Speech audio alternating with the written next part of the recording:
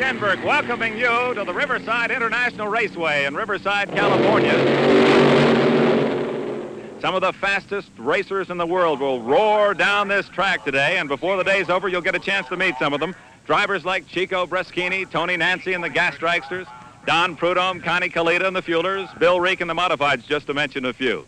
Now, these racers and their teams have spent a great deal of money, hundreds of hours building their racing machines capable of going from that start, a standing start, down this quarter-mile track in speeds in excess of 200 miles an hour and times of less than 8 seconds. Today, we'd like to show you all phases of hot rodding, the people involved, the way they work to tear a machine down and build it up between runs, the stringent rules they race under, the safety devices they've developed, safety devices you and I use on our cars today.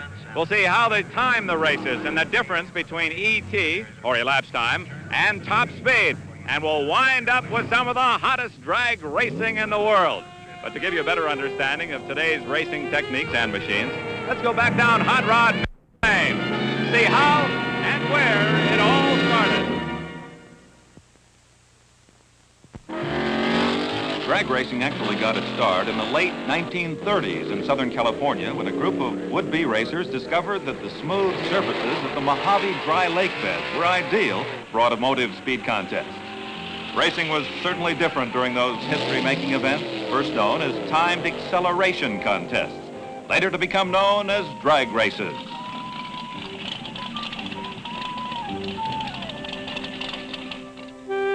After the war, the cars had changed, but here's a pretty fast chassis that hasn't changed since Adam and Eve.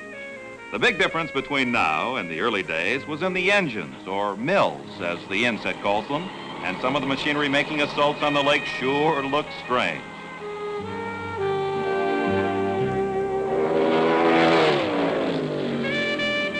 And the drivers?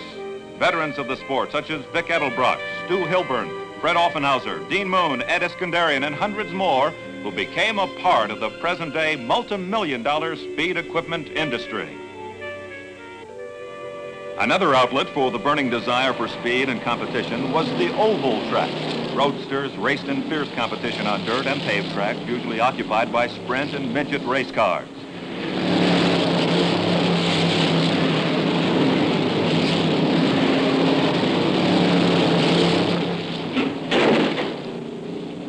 Roadster racing eventually spread to all corners of the United States, and it's still running today under the classification of super modified. A new concept of racing for the hot rodder was born in 1949, Bonneville. Born of necessity for the better dry lake beds in the Southern California area were being used by military services. The Ford flathead engine was the most popular mill for years, some equipped with special Artin overhead conversions for increased performance. Here's a fuel that's familiar to all present-day racers. Tech and safety requirements were just as severe in those days as they are now. The first events at Bonneville found cars of every shape, size, and description running for the record.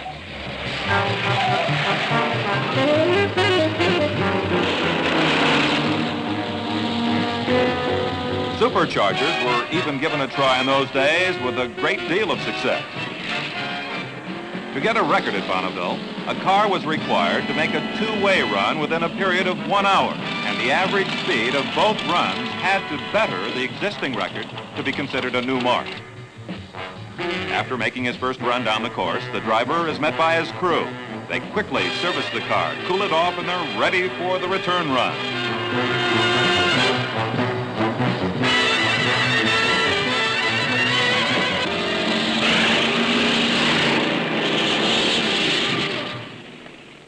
Structural failures such as these prompted the development of the high-performance engines used in the cars we drive on the streets today.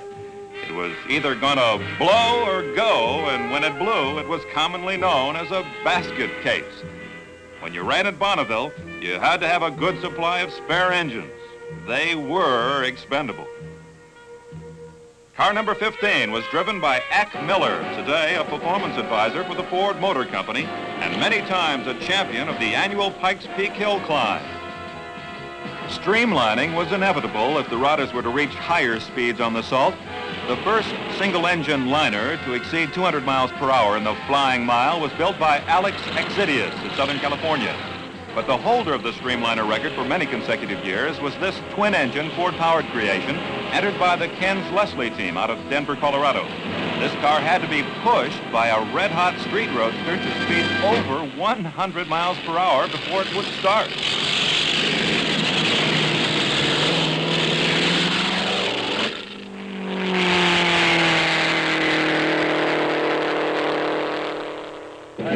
Santa Ana, California takes credit for having the first organized drag strip in operation in this country. It opened in July of 1950 for the first races on a paved quarter-mile long course. Suddenly, there were drag strips all over. With this outgrowth of racing activity came a rash of speed and custom equipment manufacturers. And a new magazine flourished, carrying news of the fledgling sport. Its name, Hot Rod Magazine. Today, the world's largest automotive publication. The need for better organization of the racing events existed, and the National Hot Rod Association was founded by Hot Rod Magazine, whose editor at that time was Wally Parks. Based on rules set forth by early timing associations, the NHRA established a universally accepted set of classes and racing rules.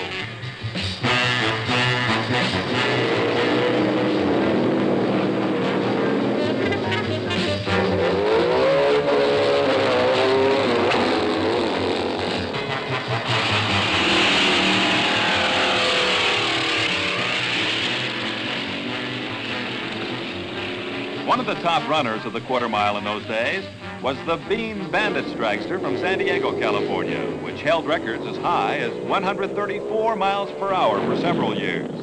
Now the exhibition stock cars go that fast.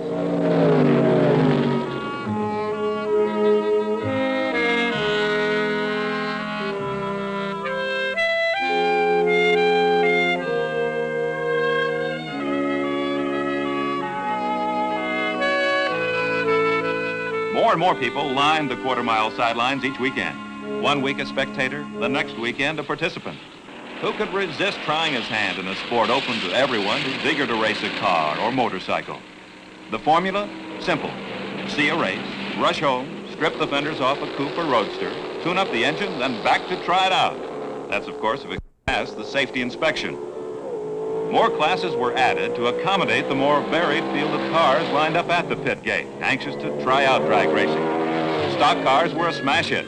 For the enthusiasts, only means of transportation could double on weekends as a racing entry. And if you had a car that would go 100 miles per hour, man, that was big time in those days.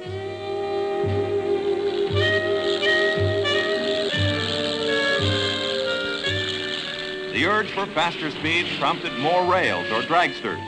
Improved roll bars were seen as part of the safety equipment, for speeds with these machines were well over 100 miles per hour, with the 150-mile-an-hour mark a driver's goal.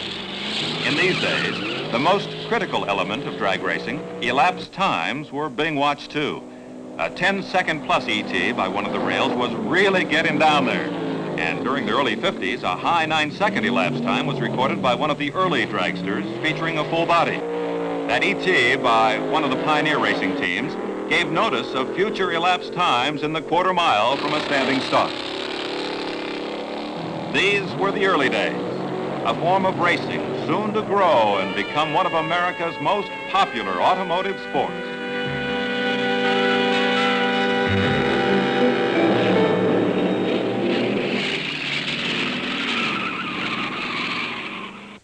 Well, now we've talked about the history of hot rod racing. Let's examine the dragster of today. You might recall one of the names we mentioned was that of Wally Parks.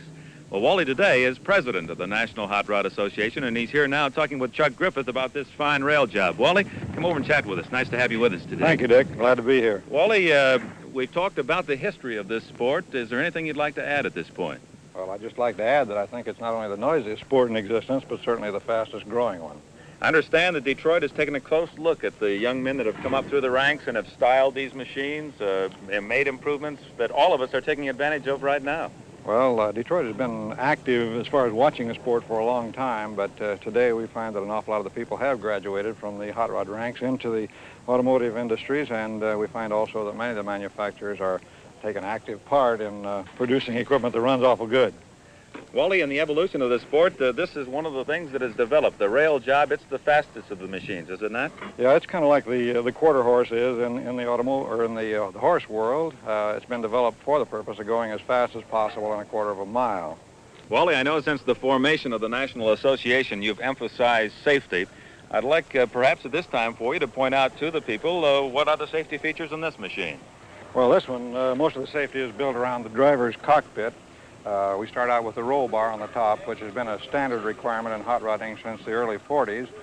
This one encases the driver's head, which is in a helmet, and you'll notice that the thing is padded. We have a requirement that states that the cockpit has to be properly padded for insulation for the driver.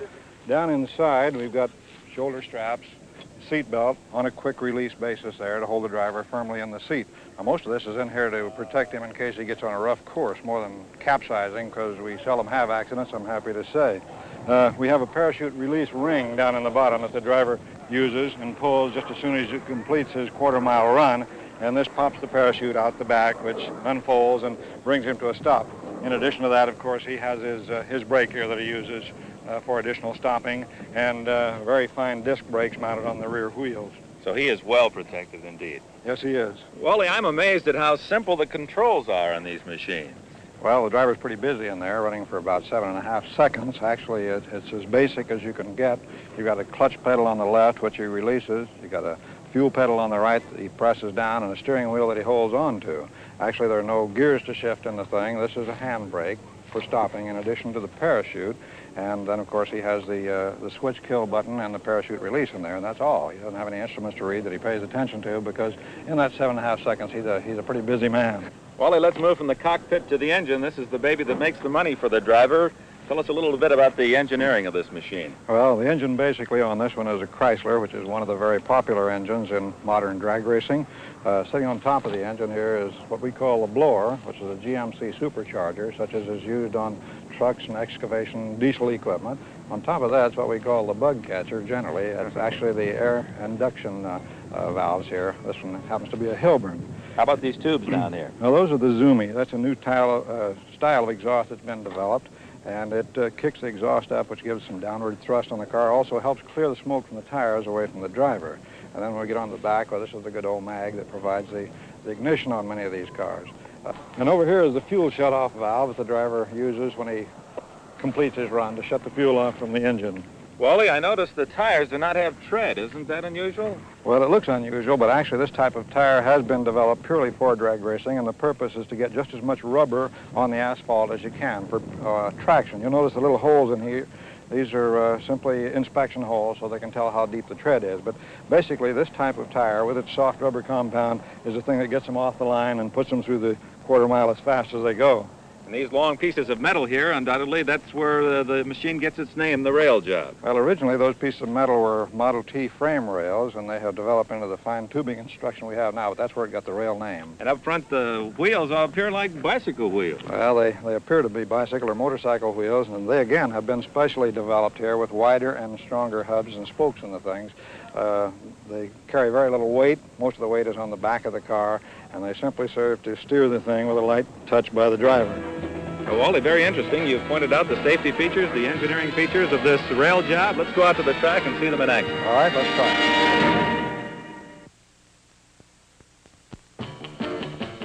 Thousands of fans throng the gates of a drag strip on Sunday afternoon in all parts of the country. The reason? Simple. Who can resist those tire-burning dragsters in the closely matched contest between the ever-popular stockers? It all adds up to a thrill-a-second spectacular. The pits, too, are of interest to the spectator, for here he gets a close-up of the machinery soon to be seen in action. And he might sneak a peek inside one of the machines while it's torn down, being readied for the next race. Mother often gets into the act. She mixes the critical blends of fuel as if preparing baby's formula. These exotic blends of high-energy fuel are a vital contribution to those unbelievable speeds. Drag racers travel all over the country to compete in major events.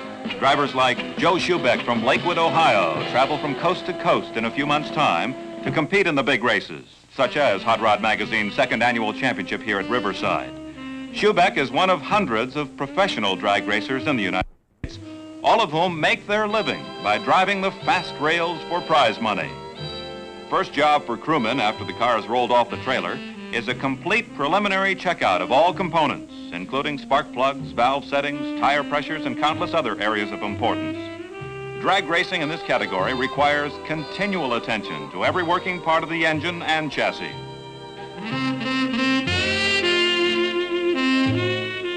Before racing, all cars must complete a technical inspection and classification. Weight plays an important part in racing, for it determines into which class the car will compete in relation to the cubic inch displacement of the engine or its horsepower.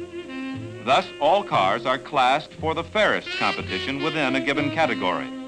More than 76 classes of competition are offered at a major drag race. There's a place for everyone to compete. If one engine won't do it, try two. That framework holds a streamlined body when this car makes all-out speed runs. By mid-morning, the pits buzz with activity. Classification, inspection, repair, and tune-up, the pattern. Parachutes play an important part in stopping cars that travel more than 140 miles per hour. In addition to the chutes, the conventional passenger car brakes are used. The chute must be inspected, repacked after each run. It's a vital piece of equipment on any competition car. Prior to the actual races, drivers get together for the traditional drivers' meeting, where strip rules are reviewed and the elimination procedures announced. Quite often, the meeting will also find drivers drawing lots to find out who their opponents will be in the first round of racing. The starting system is clearly defined, as is the foul system and strip ground rules. Now, these very important rules must be clearly understood, for in drag racing, the prizes are very generous. Nobody pushes the car through. Own power. Let the guy coming up to the last round and one guy brakes on the line, the other guy comes off the line and brakes, he has to push it. After the meeting, back to the pits and ready the car for eliminations. There's money to be made, with top prizes reaching thousands of dollars in value.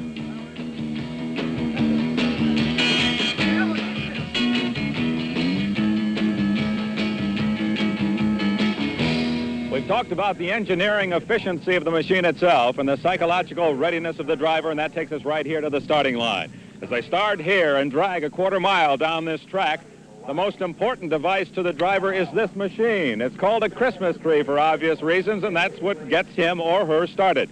And to tell you how it operates, let's call in the publisher of Hot Rod Magazine, Mr. Ray Brock. Ray, just how does this contraption operate? Dick, we have staging lights at the top, a pre-stage and a stage. We'll turn them both out, and then we'll ask a couple of fellows to step in the lights and the pre-stage lights, fellas. Okay, now we move up into the stage lights. We have both these lights lit. That means they're ready to go. I turn on the switch on this box, and the countdown starts at half-second intervals. The green light goes on, and away they go. Now, if they happen to go a little bit too early, then they're in trouble. We'll redo this again, and we'll have the fellow on the left go through the beam a little bit too early, and he's in trouble. Okay, fellas, here we go. There's a foul here. He's out. He fouled out. So that's the way the Christmas tree works. It's a highly technical electronic system, but it's also highly accurate. Now, Ray, we've talked about elapsed time and top speed. Could you explain the difference there? Yes, this drag strip is a quarter of a mile long. The elapsed time is the length of time it takes to go from the start to the finish.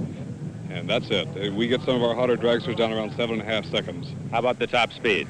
Top speed is measured at the finish line with a set of traps just straddling the finish line, and that gives you the top speed at that point.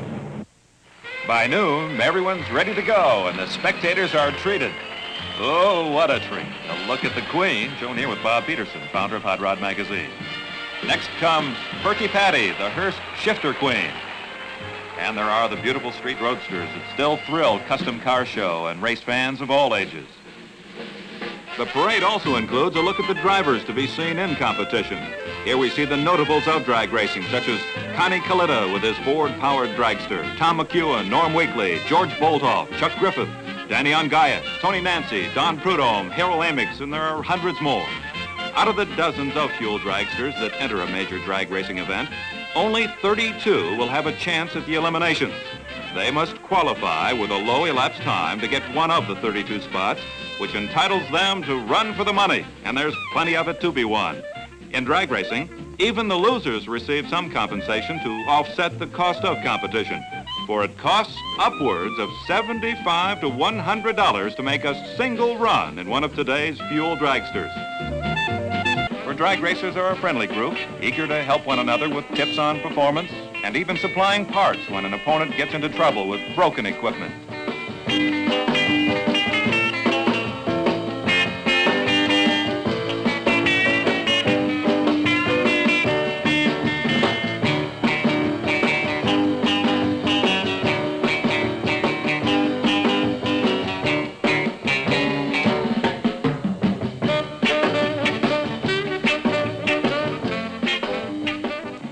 First, the scales, for weight will determine the class.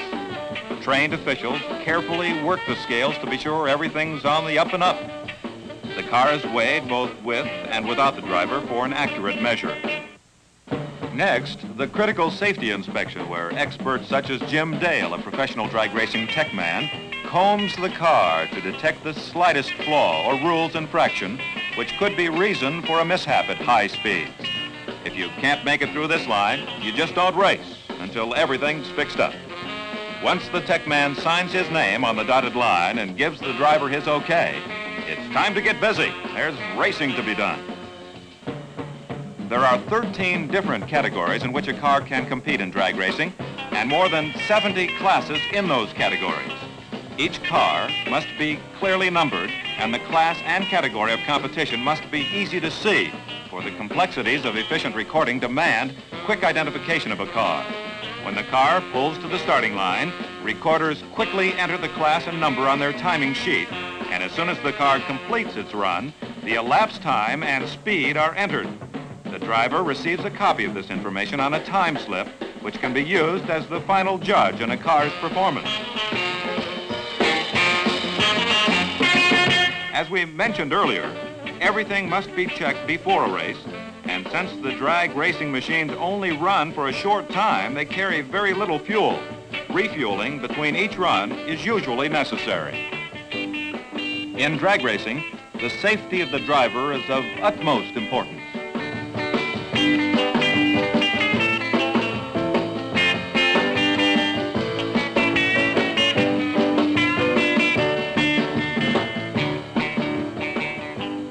Here, driver Les Allen gets ready for a run. He must first get into his driving suit, which is fully insulated and heat reflective to protect him in the event of a fire. Drivers must wear leather shoes, preferably boots, and to complete the protection, a fireproof face mask is also used with goggles, and then the crash helmet, which is jokingly referred to by the drivers as a lid skid. Seem like a lot of trouble? Well, imagine traveling at 200 miles per hour and a fire breaks out right in front of you. That fire suit could save a life. The car, too, is well equipped for protection. The driver's head fits into a compartment just below the roll bar, and he's tightly strapped in with shoulder harness and seat belts in case of a rollover. Into the staging lights.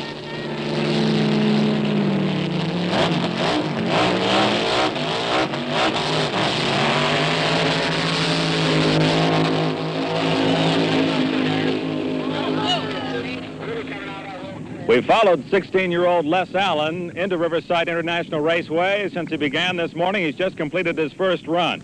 Les, you've just turned in a time of 169 miles per hour. Are you happy with your run? Well, we expect more than that. I know you've only had this machine in operation for a little over a month. You yourself have only been driving for 4 or 5 months. What do you anticipate as being the top speed? Well, 180 should be the top, 185. 180, 185. How many times a month do you plan to drive this A-fuel dragster? How many times a month? Well, every weekend, 5 times a day. Do you feel you're learning each time you handle the wheel? You learn every time. What are the things you feel you have to work on most? Well, just controlling the car mostly. Well, let's hope we see you soon in the victory circle. Okay.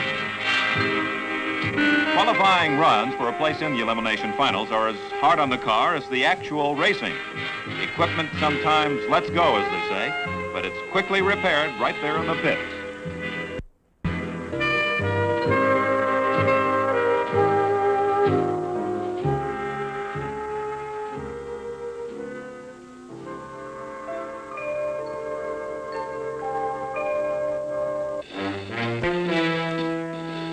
The stock cars.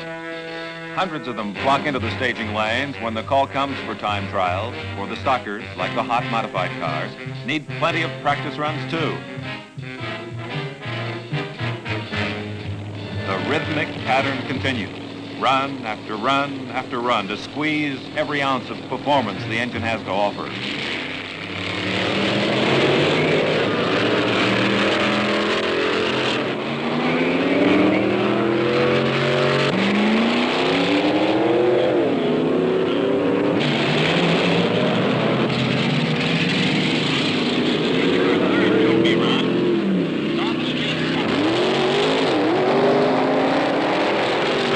Got to have a racer to go to the drags. If the push truck will go, enter it. Run for a trophy.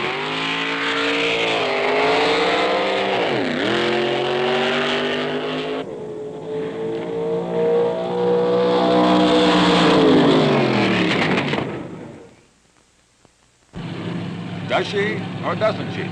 Only her mechanic knows for sure. Shirley Shahan, a housewife with 3 children and a real drag racing enthusiast. That big super stocker is just the thing for quick trips to the supermarket.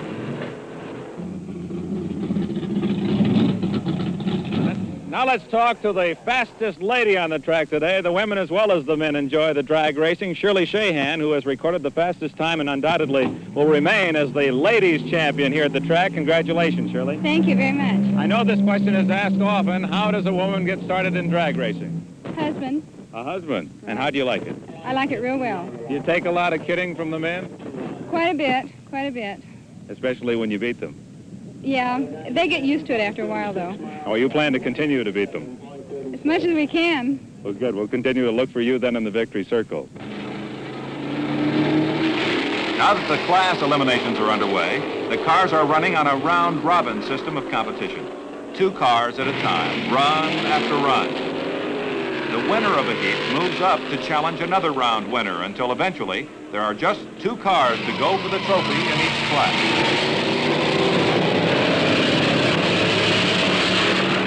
The fans really come out of their shoes when the big stockers crank off the line. 126 miles per hour in the drag strip quarter mile isn't exactly letting grass grow under your feet, and many of these cars are identical to the one that you drive daily.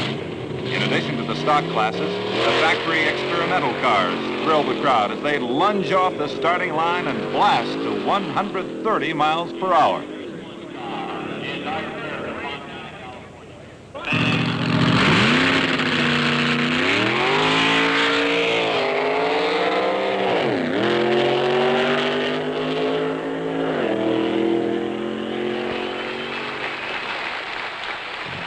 Here's a hot entry. The little old lady from Pasadena.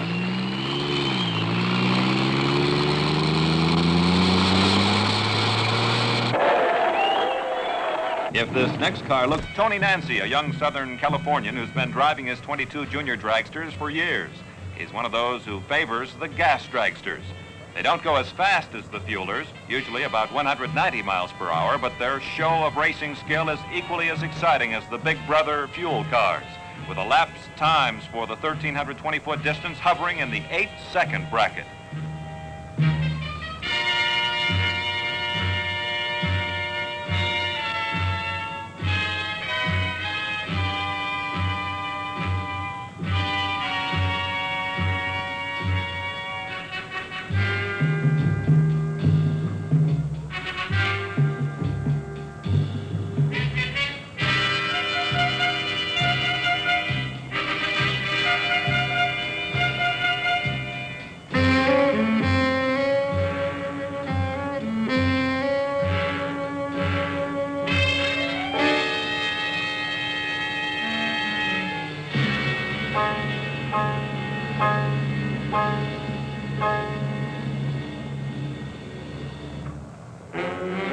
Crowd is tense. Drivers ready. All stations go. This is more than physical and machine. Emotions play an integral part as well. Let's find out what a driver feels as he anticipates his turn at the starting gate. Here's Gentleman Joe Schubeck from Ohio. Joe, what do you feel as you anticipate your turn? Well, sitting in the staging area waiting for the race to start gets a little nerve-wracking, butterflies and all that, but once you get up there on the starting line and the Christmas tree starts coming down, I think it all leaves you and it's over before you know it, and it's just kind of a funny feeling. I like it. Don Prudhomme. I feel as though I've been preparing myself pretty good for this big championship race out here this weekend. There's a lot of fast cars out there running. We hope to jump right in the middle of the best of them and win this big meet. Tom McEwen. Well, we're really up for this race. The car is the new motor, new tires. We've been practicing as much as we can on it. We hold a strip record out here, and I feel that we're the one to beat. The starting system, I feel that I have it down real well, and the other drivers are going to have to beat me, get the money out here. That's what I feel. From Portland, Oregon, Ed McCullough. It's a big race. You get tense before a race. When the car fires, you're ready to go. I'm ready when the car fires. The next thing to do is make a race out of it and go.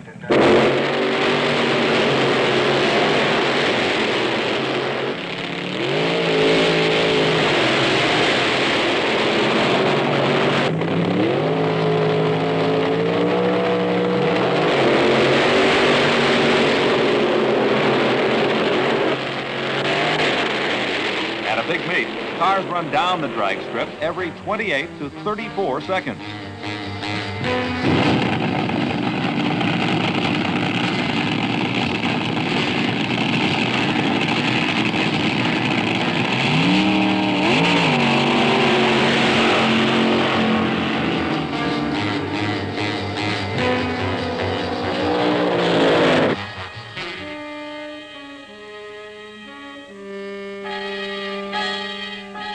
Upon completion of a run, the driver stripped off his helmet, face mask, and fire suit. Then he and his crew members will look over the time slip and discuss problems if the readings were bad.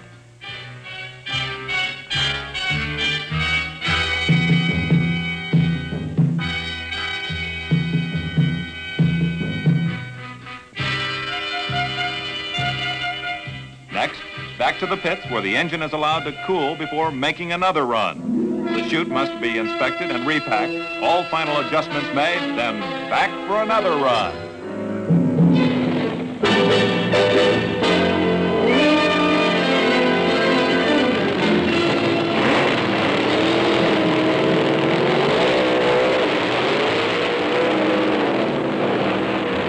As advertised, all the hot dogs are here today.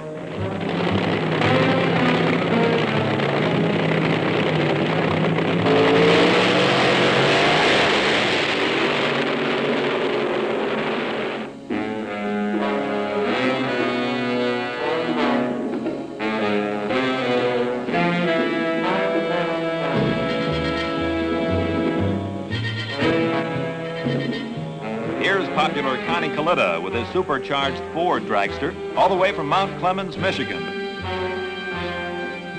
Connie's car is one of the nation's fastest and quickest with elapsed times under 8 seconds and speeds way over 200 miles per hour. Connie is one of the sport's superstars. Like the other fuel dragsters, Connie's car weighs just slightly more than 1,000 pounds, and the engine puts out more than 1,000 horsepower.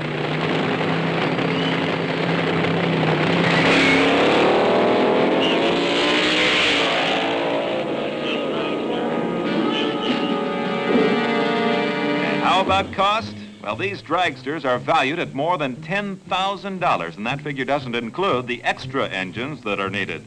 Some of the engines are good only for a dozen races.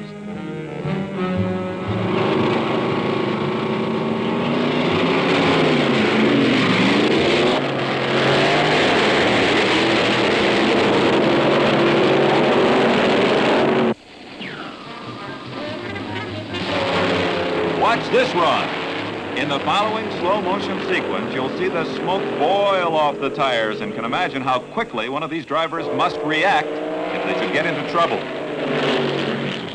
National Hot Rod Association record holder for speed is Connie Coletta in the Bounty Hunter at 206.44 miles per hour. Connie just made a run and ran into some tough luck at the start. Connie, what happened?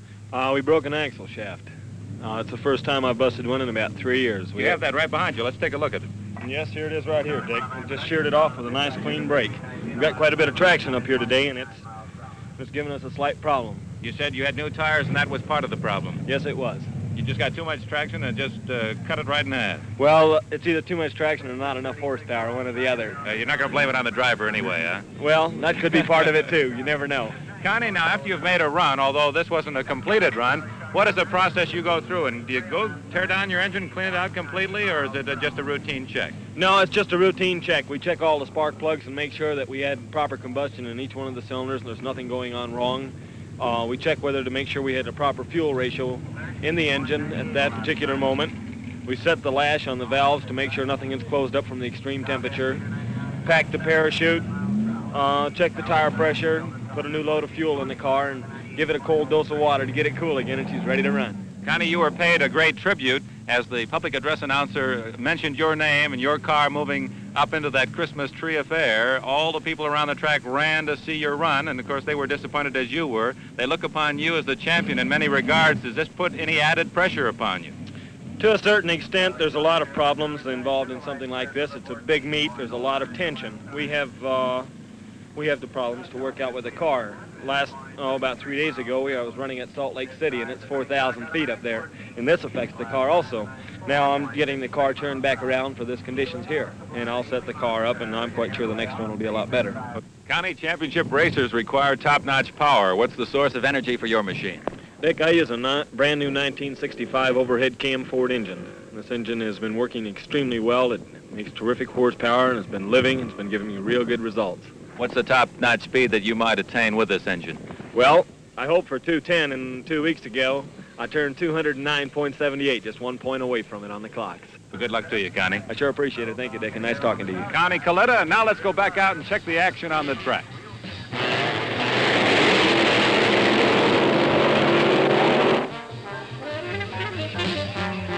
Stopping a dragster is like the days of the Old West. At over 200 miles per hour, it's shoot first, hit the brakes later.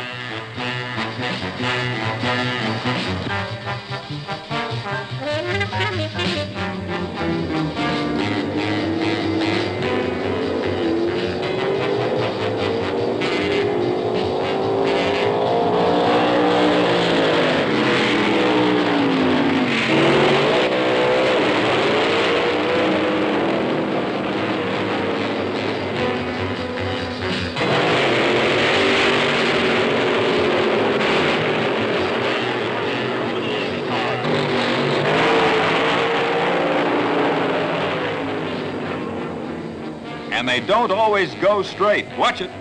Is he in trouble? He's got to hold it straight, for if he crosses the center line, the car is disqualified from competition.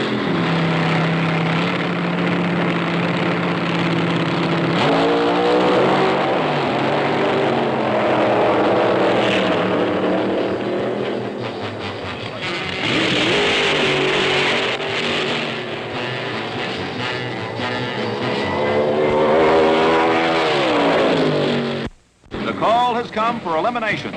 Some cars are still in trouble, and the pits are a beehive of activity as mechanics try their best to meet the deadline, which may be only minutes away. These experienced hands can tear down an engine, rebuild it in a matter of minutes. If necessary, they'll replace an entire engine. Well, after all, they usually have at least an hour to change engines, and they get lots of practice racing every weekend.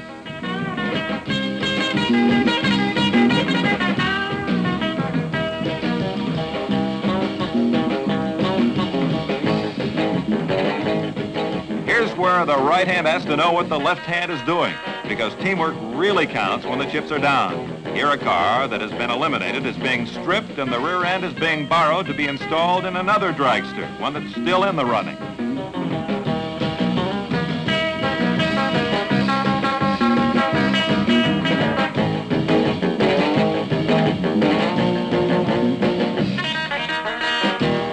Even the spectators in the pits sweat it out with the mechanics.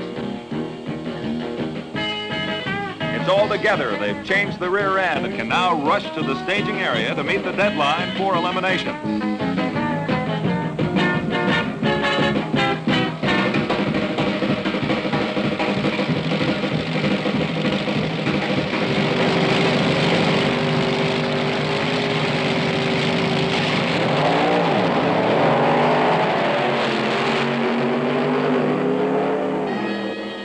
The long wait, the lull before the storm.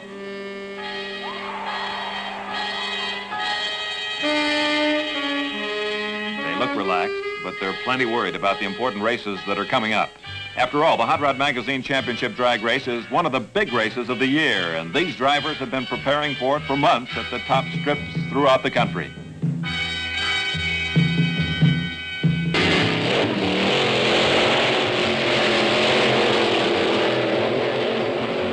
Easy racing down the drag strip, but for every race, dozens of hands shuffle about quickly to maintain exacting records of each performance. The Cron Deck time clocks, speed clocks, and the electronic judger all have to be watched and read carefully. They are bad case of injectoritis. Now we know why they put blinders on horses.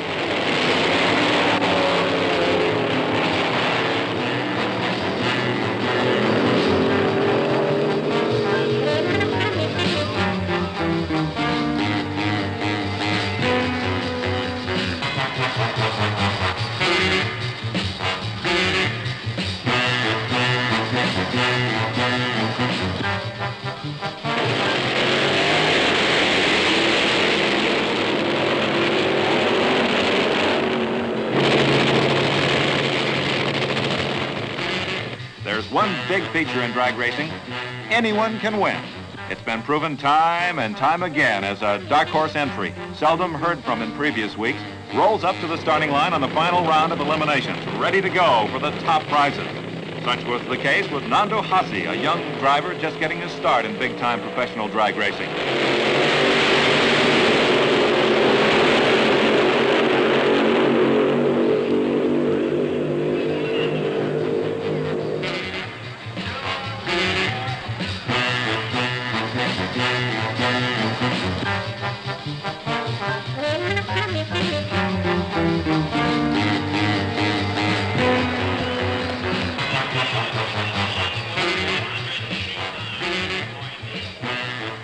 Nando survived one of the toughest fields of cars ever assembled to emerge the winner of the Hot Rod Magazine Championship drag races. His consistent performances and dependable engine and car resulted in this young Southern Californian's biggest win.